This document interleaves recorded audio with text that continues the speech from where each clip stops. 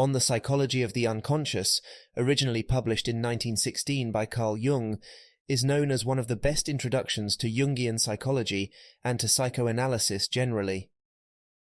The essay gives a brief account of the theories of neurosis developed by both Sigmund Freud and Alfred Adler, explaining that both theories are contradictory, yet complementary to each other, and are therefore incomplete. Jung goes on to introduce some of his own ideas regarding the collective unconscious and the archetypes at a time when he was still interested in integrating his work with that of his predecessors. The essay is collected within Volume 7 of his collected works, which is titled Two Essays on Analytical Psychology. We proceed now with a simplified abridgment of the text. Chapter 1. Psychoanalysis. In order to effectively treat nervous disorders, doctors must possess psychological knowledge. The use of old treatments, like cold water or fresh air, have only temporary effects. Pioneers like Freud established the foundations of the psychology of the neuroses, providing a method called psychoanalysis. Joseph Breuer discovered that neurotic symptoms originate in the psyche. Consciousness is what is affected, not the sense function, so they are not organic disorders. Breuer discovered that when the patient talked about her memories and fantasies during her twilight states, her condition improved for a few hours. The patient herself referred to this as the talking cure. The patient's neurosis began while caring for her ill father. One story she recounted involved a hallucination of a black snake approaching her father's bed, which caused her right arm to become paralyzed and anesthetized. By narrating this scene, the patient's paralysis and speech disturbance were cured. In Breuer and Freud's book, they found that hysteria symptoms are caused by psychic traumas that leave lasting unconscious imprints. Freud was interested in understanding the predisposition that led to the impact of such traumas on individuals, and how exciting scenes can have different effects on different people. In the case of Breuer's patient, her fear first began with a traumatic experience as a child, when horses pulled her carriage towards a dangerous cliff. However, her subsequent extreme and irrational reaction to harmless horses could not be fully explained by this trauma alone, and further analysis revealed other disturbances in the realm of love, as it was discovered that she had a history of avoiding feminine activities and shunning society due to a fear of her biological destiny as a woman. That is, the patient was considering getting engaged to the man she loved, but her best friend's husband also made a declaration of love to her. She was attracted to this second man, and after some indecision, ended up uniting with him. The patient's unconscious motives led to the dramatic events that occurred, despite her not being aware of them. The trauma that caused the illness was only an opportunity for a previously unconscious erotic conflict to manifest itself. Love and its conflicts are often of fundamental importance in human life, and are frequently the root of neuroses. Therefore, the trauma theory was abandoned in favor of recognizing hidden erotic conflicts as the true cause of neurosis. Chapter 2. The Eros Theory. So the patient's trauma was actually an erotic conflict in which the patient was pretending to have one type of relationship, while her true feelings remained hidden. This conflict is a common result of the ongoing tension between our natural instincts and the constraints imposed by society. Neurosis reflects the struggle of an individual to solve the broader problem of their time, which results in self-division. The conflict can arise from the conscious mind's desire to maintain a moral ideal, while the unconscious mind seeks an unmoral ideal that the conscious mind denies. To understand what is happening in the unconscious, one technique of psychoanalysis is the analysis of dreams. Dreams were once considered important, but now they are often dismissed. Yet, the dream can reveal hidden truths from the unconscious mind, and Freud believed that the dream, as we remember it, only shows a surface level of the dream's meaning. By following certain techniques, we can uncover deeper meanings that relate to personal experiences and conflicts. These conflicts are often related to unconscious wishes that may be painful or incompatible with our conscious thoughts. Dreams appear as the opposite of these wishes, and this is why they are constructed by the unconscious. The analytical method uses dream analysis to allow unconscious contents to be processed. This can be difficult for those who hold false beliefs about themselves, as they are required to give up their illusions and embrace deeper, truer aspects of themselves. Freudian psychoanalysis focuses on the conflict between conscious and unconscious desires, with the latter often being repressed due to moral reasons, which implies that only people who repress their immoral instincts can become neurotic. However, this is not true, for morality is a function of the human soul and is as old as humanity itself. It is found at all levels of society and is necessary for the collective life of human society. Eros is a powerful and complex force which has both animalistic and spiritual aspects. It cannot be fully understood or conquered, and attempting to do so can be harmful. Freud's sexual theory of neurosis is based on a genuinely valid principle, but it is one-sided and it is limited in its understanding of Eros. Indeed, Freud eventually did acknowledge the limitations of his theory, and he introduced the idea of a destructive death instinct in his essay Beyond the Pleasure Principle. Life has a beginning and an end, and every process is fueled by the tension of opposites. Chapter 3. The Other Point of View, the Will to Power. So far we have looked at psychology from a Freudian perspective, but there is also a darker side to human nature, a shadow side that we often ignore. This side can manifest as a destructive force when individuals come together as a group, and we tend to reject this idea because it is uncomfortable and frightening. However, denying this negative side can lead to a lack of wholeness in ourselves. To fully embrace our humanity, we must accept both our light and shadow sides. This includes acknowledging and embracing our instincts as Friedrich Nietzsche believed, but this path is not without risk as evidenced by Nietzsche's own life. When examining the life of Nietzsche, it becomes clear that he did not live in accordance with his teachings. He lived beyond instinct, in isolation, with the help of a strict diet, climate, and aids to his sleep. His loathing for humanity was too great, and he could not embrace the animal urge to life. However, Nietzsche believed that he lived his instinctual life in the highest sense, driven by the will to power, which is the instinct for self-preservation. This goes against Freud's sexual psychology, which considers the repression and misunderstanding of the fundamental instinct as the cause of Nietzsche's lofty and heroic views. Nietzsche's life shows the consequences of one-sidedness and the dangers of rejecting Christian values, which offer protection against the animal psyche. The rejection leaves one vulnerable to Dionysian frenzy, which transforms the individual's self-image into a hero or godlike being, and which can lead to neurosis or catastrophe. Nietzsche's life was consistently driven by the instinct for power. Freud's psychology focuses mainly on the sexual factor, but Alfred Adler, one of Freud's disciples, formulated a view of neurosis based on Nietzsche's power principle. For example, a young woman's anxiety and asthma can be seen as a teleological arrangement, in Adler's view. The Freudian method investigates the cause of the patient's sickness and symptoms. In the discussed case, her anxiety dreams were about being attacked by wild animals and evil men. Through associations, it was revealed that the dreams were linked to a past experience with a man who gave her a look that reminded her of her father's gaze. The patient's relationship with her father was complicated, as he died when she was young, and she had conflicting emotions towards him. Her mother was also nervous and distant from the father. The patient's neurosis appeared after discovering her father's interest in another woman. The illness is rooted in the patient's fantasy of being the perfect wife for her father due to her unhappy childhood. When her father died, she was saddened consciously, but felt relief subconsciously. She was able to forget her past and remain healthy until a similar experience with another man brought back her unresolved issues with her father. Looking at the patient's clinical picture from the perspective of the will to power, her unhappy family situation provided an opportunity for her to display power and gain dominance. She was driven by the instinct to always be in control, using love and good behavior as means to this end. We tend to overlook the role of the unconscious in shaping human virtues, but in reality, our unconscious holds everything we try to hide and ignore. Our patient developed neurosis when she realized she couldn't control her father, and she learned from her mother that neurosis is a way to gain power and attention. This shows the importance of both power psychology and the teleological orientation of neurosis. The two explanations, The power of the ego and the eros contradict each other and cannot be reconciled.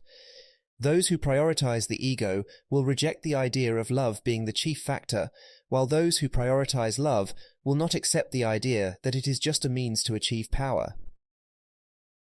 Chapter 4. The problem of the attitude type. Despite their mutual conflict, both theories offer important insights into the nature of neurosis, but investigators tend to see only one side due to personal biases. Freud emphasizes the subject's relationship to objects, while Adler emphasizes the subject's struggle for security and dominance. These differences may be due to variations in temperament and perspectives on the role of the subject versus the object in determining agency. Human behavior is influenced by both the subject and the object, and there are two fundamental attitudes: introversion and extraversion. Critiques of Freud and Adler's theories of neurosis are essential to create a theory that does justice to both sides. The human psyche cannot be fully explained through reduction alone. Neurosis can have value, as it prevents destructive behavior and can help people develop their potential. However, in some cases, a thorough reduction of neurosis is needed. Theories on neurosis reveal man's negative values and shadow side, and dissolve psychic energy into a free but neutral form. The course of life is unpredictable, and requires heroism to navigate the complexities of everyday demands. Reason and will have limitations, and the acquisition of reason does not ensure rationality. Fate can be irrational, and it can undermine rational intentions. One patient, a businessman, couldn't enjoy his retirement due to his energy being solely focused on work, causing hypochondria when he tried to transfer it elsewhere. Life's energy needs a suitable gradient, or it can become destructive. In some cases, becoming aware of one's fantasies can lead to salvation, but this may not be possible in all cases. The gradient is essential for transformation. Life moves only along the path of the gradient, and energy arises from the tension of opposites. The shadow component of the personality needs to be made conscious to create a tension of opposites. Compensation by opposites is a part of the historical theories of neurosis, and life is born only from the spark of opposites. Freud's naming of the opposite of Eros as the destructive or death instinct was a concession to intellectual logic and psychological prejudice. The opposite of our highest principle may seem destructive, deadly, and evil, but it is not necessarily so. The introverted and extroverted types are complementary and created for a symbiosis, with the former reflecting and the latter taking initiative. There are different principles in life and philosophy that have their corresponding compensation by opposites, which are related to introversion and extraversion. Introverts tend to think before acting, while extroverts have a positive relation to things and act first and think later. Both types can marry each other and effect an ideal union, but when the symbiotic relationship ends, it can cause conflict. The ending of a symbiotic relationship can be a severe shock to people who require more than the minimum needs of life. Introversion and extraversion have corresponding compensations. Inferior counterfunctions cause sensitivity in individuals, but it's important to allow expression of the inferior function for character development. Extraversion and introversion are antithetical attitudes that require willingness to alternate harmoniously.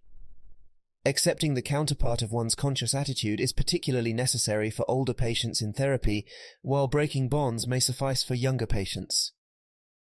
Young people often transfer the roles of their parents to others, like a spouse or respected authority figures. However, as adults, they may find that what once brought satisfaction now leads to feelings of regret and envy. The development of the function of opposites from the unconscious is necessary for renewal in the second half of life. The principle of opposition is fundamental in maintaining balance and preventing neurotic imbalances in the psyche. A psychological theory that aims to be more than a technical solution must base itself on the principle of opposition. Neurosis symptoms arise due to the lack of individual values, which can be found within the neurosis itself. Analyzing a patient's unconscious thoughts behind their symptoms helps regain unconscious energy that gave the symptoms strength. However, leftover energy may not have a rational object to transfer to, and sublimation to ethical activities may not be possible. Transference of energy to the therapist is common, and resolving the transference can provide an outlet for the energy. If not resolved, the patient may resist or look for another doctor. The hope is that an object is chosen that provides a favorable gradient for the energy. Chapter 5. The Personal and the Collective Unconscious. The patient projects unconscious fantasies onto the therapist, perceiving them as a parental authority figure or savior. These projections are based on personal memories, or primordial archetypes, from the collective unconscious. At first, the projections may be superficial, but they can later become more extravagant. Everyone possesses primordial images in addition to personal memories, which are responsible for motifs from myths and legends repeating themselves. Fantasies that no longer rest on personal memories are manifestations of a deeper layer of the unconscious, where common archetypes lie sleeping. The unconscious is divided into two parts, the personal unconscious and the collective unconscious. The personal unconscious contains lost memories, repressed ideas, subliminal perceptions, and contents not yet ready for consciousness. The collective unconscious is common to all humans and contains archetypes or primordial images that are deeply ingrained in the human brain. Archetypes are powerful forces that can affect and influence people through dreams, fantasy, and life. They contribute to the production of familiar mythical ideas and psychological experiences. For instance, the concept of God is a necessary psychological function of an irrational nature that has nothing to do with the question of God's existence. It is better to acknowledge the idea of God consciously than to make something else of God. The law of opposites, called enantiodromia, means that everything will eventually turn into its opposite, including rationality and irrationality. The human psyche creates gods as powerful instincts become organized. To avoid being consumed by the unconscious mind, a person must acknowledge it as distinct from themselves and differentiate their ego from the non-ego. Neglecting this duty risks becoming torn apart by opposing forces. Confronting the unconscious mind and fulfilling one's duty to life is essential, as is overcoming parental transferences and youthful illusions. The challenge is to find meaning that enables a person to continue living beyond resignation and mournful retrospect. Life follows the path of the sun, starting strong and weakening over time. The goal of youth is to overcome obstacles and climb higher, while the goal of old age is to nurture the decline. Life has two aims: the natural, involving children and wealth, and the cultural, involving personal growth. The transition from natural to cultural can be hard, leading to new problems that require medical assistance. This transition involves re-evaluating values, recognizing opposing ideals, and finding a balance between them. Some people reject old values and strive for their opposites, causing imbalance and disorders. However, it's important to confront internal conflicts and find a balance, even if it means embracing insecurity and contradictory beliefs. Regression to past solutions is not always effective, but it may be necessary to confront the problem of opposites. Christianity does not express the wordless awakenings of archetypes within ourselves, but the rich old pagan symbolism in Christianity compensates for the one-sidedness of our modern consciousness. Analytical treatment can give rise to archetypal experiences that require expression and shaping, but often these experiences are interpreted in terms of derivative ideas, which replace the authentic experience with borrowed images and words. The wordless occurrences called forth by regression to the pre-infantile period must be individually shaped and require a method of mediation between conscious and unconscious contents. Chapter 6. The synthetic or constructive method.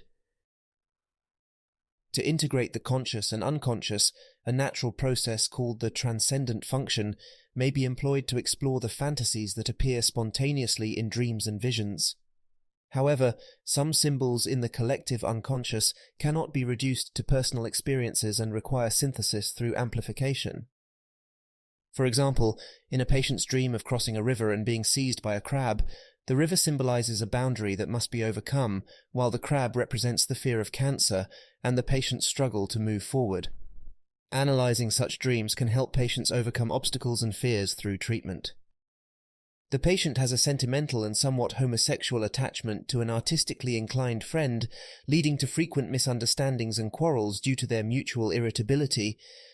The unconscious is attempting to put distance between them, but they refuse to listen. The patient realizes that the friendship is unhealthy and built on false ambitions. The patient's exaggerated relationship with her mother led her to transfer her feelings to her friend after her mother's death. An analytical interpretation of the dream based on real objects would not work, as the patient already understands her homosexuality. Instead, archetypal motifs should be explored, and the interpretative procedure should change. A synthetic interpretation reveals that the repressed sexual desires for the patient's friend are leading to anxiety. The dream reveals an internal obstacle preventing progress, and the patient represses a frivolous streak to avoid leading an immoral life. The patient envies her friend's gay life and punishes herself with the burden of an unsatisfying friendship. The patient also identifies as a man and plays an active masculine role with her friend. She has become the unconscious exponent of her complex. The subjective level is important in understanding the patient's psychology and relations with her friend. The crab symbolizes the patient's unconsciousness, here manifested as an unconscious desire to maintain her unhealthy relationship, and is an obstacle preventing her from moving forward. Chapter 7. The Archetypes of the Collective Unconscious. To interpret a dream subjectively, we must see objective elements as symbols of the patient's inner world. For example, in another of the patient's dreams, a woman represents a part of the dreamer that they aspire to and fear becoming, and an artist represents the dreamer's masculinity that lies in the unconscious. If an element of the dream is not present in the dreamer, it will be projected onto someone else. The therapist must also acknowledge their own unconscious projections to progress in treatment. Patients may resist seeing themselves as having certain qualities which can lead to conflict. The unconscious contains both personal and collective elements, including archetypes like gods, demons, and saviors. It's important to recognize when these qualities are being projected onto others. The irrational is an ever-present psychological function that needs to be recognized as necessary, and its contents must be taken as psychic realities. The collective unconscious is a long-developed image of the world containing archetypes that correspond to physical phenomena and typical events in the soul's experience. Recognizing archetypes is critical to avoid psychic infection. The devil archetype is a dangerous aspect of the unrecognized dark half of the personality. The magic demon archetype is a primitive tribal sorcerer with both positive and negative aspects. Failing to unite the differentiated modern ego and the primitive culture of the collective psyche creates dissociation. Fear in dreams is a primitive dread of unconscious contents. Archetypes are largely autonomous and escape conscious control. The hero myth parallels the struggle with the unconscious. The dream warns of the danger of being overpowered by the unconscious and the need to be aware of it when making decisions. The dreamer needs trust in God or another faith for a successful outcome. The unconscious compensation of a neurotic conscious attitude can correct the one-sidedness of the conscious mind, if made conscious. Dreams can be used to prevent the formation of unconscious opposition and make use of the healing factor of compensation. An incorrect interpretation of dreams can lead to resistance and misunderstandings. Sharing dreams with the patient can positively impact treatment. Chapter 8. General remarks on the therapeutic approach to the unconscious. The unconscious can be dangerous, especially if a neurosis is present. Analyzing dreams can reveal buried and potentially harmful elements, even for experienced analysts. The unconscious is connected to instinctual energy, and disconnection from this energy can lead to a loss of instinct and to rootlessness. However, if one can develop the transcendent function, the favorable side of the unconscious can be accessed. The unconscious can offer encouragement and possibilities that are not accessible to the conscious mind, and treatment may continue even after therapeutic results are achieved. In conclusion, I must ask the reader to forgive me for having ventured to say in these few pages so much that is new and perhaps hard to understand. I expose myself to critical judgment because I feel it is the duty of one who goes his own way to inform society of what he finds on his voyage of discovery. Only future generations will decide the truth or falsity of these discoveries.